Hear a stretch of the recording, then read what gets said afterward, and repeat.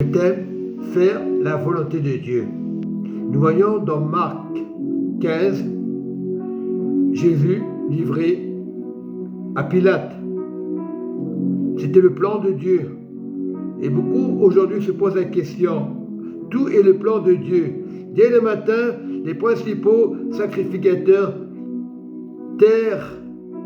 conseillers, les anciens et les scribes et tout le Sanhédrin, après avoir lié Jésus, ils l'emmenèrent et le livrèrent à Pilate. Pilate interrogea: Es-tu le roi des Juifs? Jésus répondit: Tu le dis. Les principaux sacrificateurs portaient contre lui plusieurs accusations, lui qui n'avait rien fait de mal. C'était le plan de Dieu. C'était le plan de Dieu. Le plan de Dieu s'est manifesté afin de donner une preuve que Jésus était le Fils de Dieu. Pilate l'interrogea de nouveau. Ne réponds-tu rien? Ne réponds-tu rien? Vois combien de choses il t'accuse. Mais c'était le plan de Dieu. Et Jésus ne s'inquiétait pas, c'était le plan de Dieu. Et Jésus ne donna plus aucune réponse qui étonna Pilate. À chaque fête, il relâchait un prisonnier. C'était la coutume. Celui que demandait la foule. La foule avait le choix. Nous voyons dans le verset 7, il y avait en prison un nommé Barabbas avec les complices pour un meurtre qui avait commis dans une sédition. La foule étant montée, se mit à demander ce qui avait coutume de leur accorder. Pilate leur répondit: Voulez-vous que je vous relâche le roi des Juifs? Car il savait que c'était par envie les principaux sacrificateurs, les Juifs de l'époque, l'avaient livré. C'était les Juifs de l'époque qui l'avaient livré, parce que ce n'était pas la coutume juive qui sauvait. Il y a beaucoup de chrétiens aujourd'hui qui disent: Abraham, voilà ce qui peut faire l'ennemi. C'est Satan. Il ne faut pas avoir peur de parler de Satan. Satan, il ne peut pas te toucher. Lorsque tu marches avec Jésus, tu peux avoir des pensées, tu peux avoir des épreuves. Ça ne veut pas dire que Jésus va te condamner. Tu as une seconde chance de venir. Mais si tu continues tes habitudes, tu n'auras plus de chance. C'est ça le problème aujourd'hui des chrétiens. Marche avec Jésus. Voilà. Et c'est pour ça que Jésus s'est livré afin de nous sauver les âmes. Ce n'est pas les coutumes qui sauvent. Voilà. Ce n'est pas le sabbat qui sauve. Jésus était rentré le jour du sabbat pour guérir un lépreux. Il a guéri. Et les Juifs de l'époque l'ont condamné. Je parle bien des Juifs de l'époque. Parce que Dieu aime tout le monde. Il n'y a aucune condamnation pour ceux qui sont en Jésus. Il y a réciproque, c'est la vérité. Et aujourd'hui, on accuse les personnes. Ah, toi, tu ne parles pas d'Abraham. Le judaïsme ne sauve pas. Les chrétiens qui sont dans les maisons, des fois ils sont convaincus: Abraham, j'ai Abraham. Orgueil. La religion, c'est de l'orgueil. Que ce soit le pentecôtiste, adventiste, même ta propre religion, tu peux créer une religion qui n'est pas de Dieu. Combien de fois nous parlons d'église, des visions? Ça peut être un danger. Ça ne veut pas dire que tout est mauvais dans la vision. La seule vision, c'est le royaume de Dieu, c'est la parole de Dieu, c'est la Bible. Voilà. Il y a beaucoup de choses sur Internet.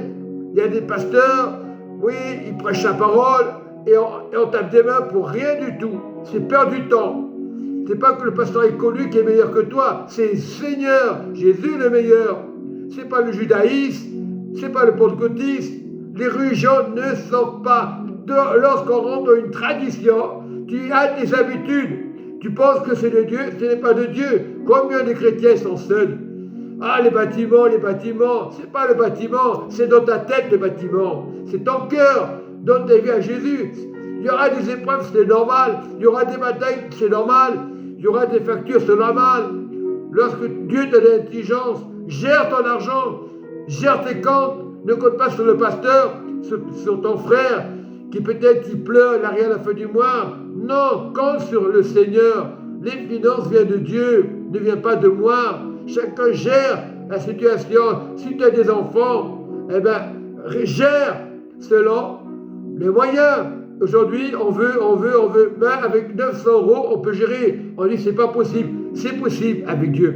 Lorsqu'on demandons conseil au Saint-Esprit. Je ne vais pas trop tarder. Voilà. Nous voyons, toujours dans Marc 15, verset 21, ils forcèrent à porter la croix de Jésus.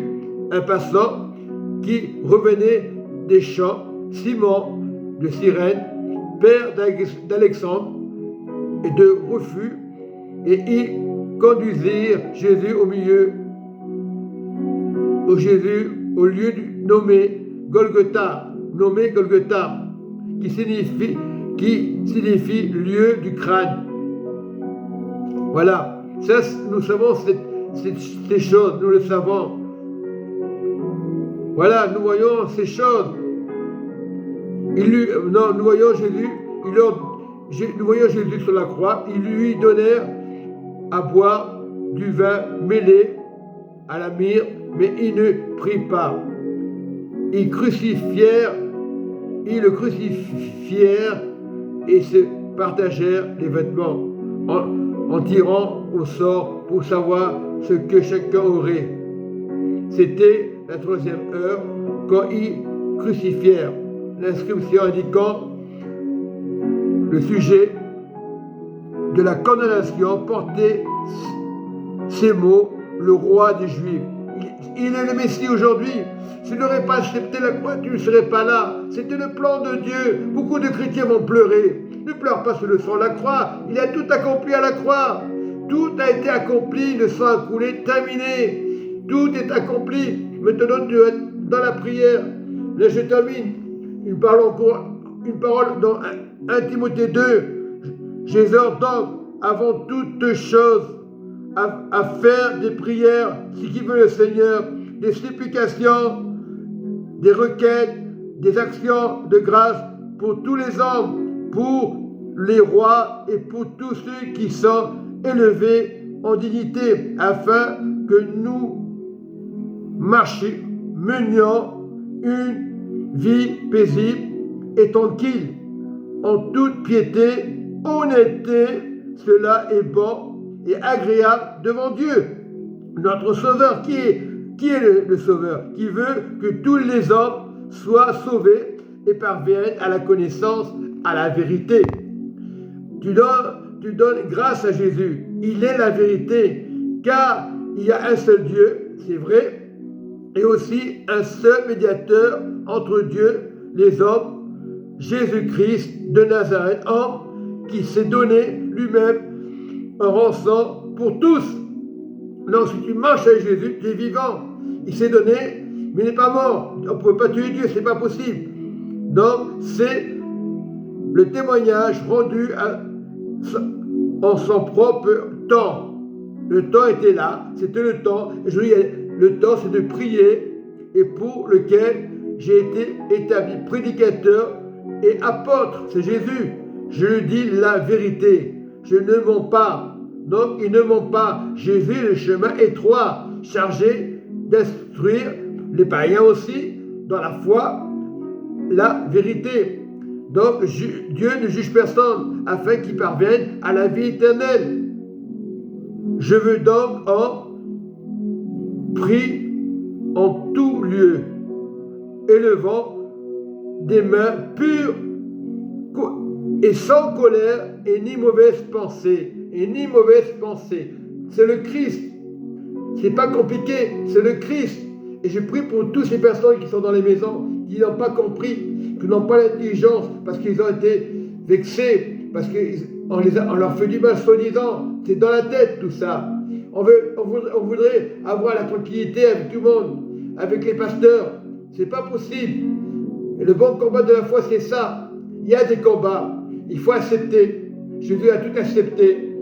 Nous devons être humbles de cœur, comme a été Jésus. pas être orgueilleux, humble de cœur. Et plus on sera humble de cœur, la parole sera entendue dans les cœurs, dans les pensées, dans nos oreilles et dans nos bouches, les lèvres. Voilà, si tu prêches bien la parole avec connaissance, tu ne manques pas de connaissance. Mon peuple périt faute de connaissance, ça on le répète. C'est répété on le répète dans toutes les églises, mais ils n'ont jamais la connaissance. Mon peuple périt faute de connaissance. Fais le bien, quand Jésus a fait le bien, fais-le. C'est ça un témoignage pour toi et ta famille et autour de toi, ou tous tes voisins. C'est ça faire l'œuvre de Dieu. Il n'y a pas à chicoter. Soyez bénis. Jésus vous aime.